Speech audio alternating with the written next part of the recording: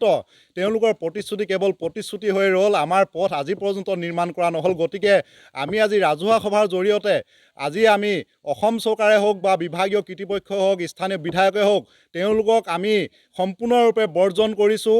আগন্তুক লোকসভা নিৰ্বাচন আমি আজিৰ এই ৰাজহুৱা সভাৰ জৰিয়তে সিদ্ধান্ত লৈ আমি আগন্তুক লোকসভা নিৰ্বাচন বৰ্জন কৰিছোঁ, যেতিয়ালৈকে টিংখাং শীতলপুৰ গাঁৱৰ পথ সম্পূৰ্ণৰূপে নিৰ্মাণ নহয়। এগৰাকী মহিলা হিচাপে মই এইটোৱে ক'ব বিচাৰিম যে আজি অত দিনে হৈ গ'ল আমাৰ ৰাস্তাটো পকীকৰণ কৰিবকৈ ইমান দিনে আমাক ভাবুকি দি থ'লে। গতিকে অতদিনে যেতিয়া আমাৰ ৰাস্তাটো পকীকৰণ নহ'ল, গতিকে এই সম্পৰ্কত আমাৰ গাঁৱৰ সকলো স্থানীয় ৰাইজে যিটো সিদ্ধান্ত লৈছে, আমি সিদ্ধান্তত অটলভাৱে আমি তাতে বৰ্তি থাকিম।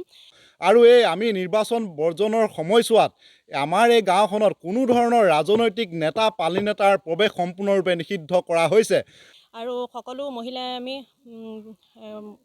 আমি এই আগন্তুক লোকসভাই হওক, বিধানসভাই হওক বা পঞ্চায়ত ইলেকশ্যনৰে হওক, সকলোতে আমি ভোট বৰ্জন কৰিছোঁ।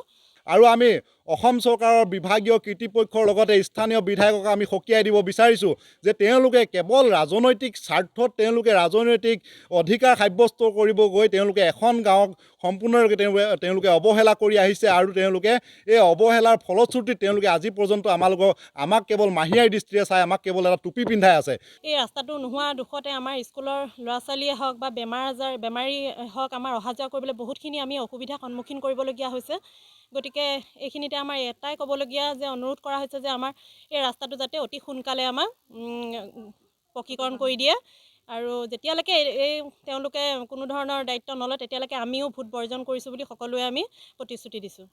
গতিকে আজি আমি এই ৰাজহুৱা সভাৰ জৰিয়তে আমি এই প্ৰেছ মিট দিছোঁ। আৰু এই প্ৰেছ মিটৰ জৰিয়তে আমি অসম চৰকাৰৰ বিভিন্ন বিষয়াসকলক আমি সকীয়াই দিছোঁ যে আমাৰ এই প্ৰতিবাদী সময়ছোৱাত তেওঁলোকৰ কোনো ধৰণৰ ৰাজনৈতিক স্বাৰ্থ পূৰণ কৰিবৰ বাবে নেতা পালি নেতাই যাতে আমাৰ এই গাঁওখনত প্ৰৱেশ কৰিব নোৱাৰে। আৰু যদি কেনেবাকৈ কোনো ধৰণৰ ৰাজনৈতিক নেতা পালি নেতাই প্ৰৱেশ কৰে এই গাঁওখনত, তেনেহ'লে তেওঁলোকে কিন্তু প্ৰতিবাদৰ সন্মুখীন হ'ব লাগিব। আৰু আমাৰ এই ধাৰা কেৱল আমাৰ এই ভোট বৰ্জনৰ ধাৰা কেৱল আমাৰ MP ইলেকশ্যনেই নহয়, এই ধাৰা আমাৰ সমান্তৰালভাৱে যেতিয়ালৈকে আমাৰ পথ নিৰ্মাণ নহয় তেতিয়ালৈকে আমাৰ চলি থাকিব। তাৰ কাৰণে হয়তো পঞ্চায়ত নিৰ্বাচনো পাৰ হৈ যাব পাৰে, হয়তো বিধানসভা নিৰ্বাচনো পাৰ হৈ যাব পাৰে।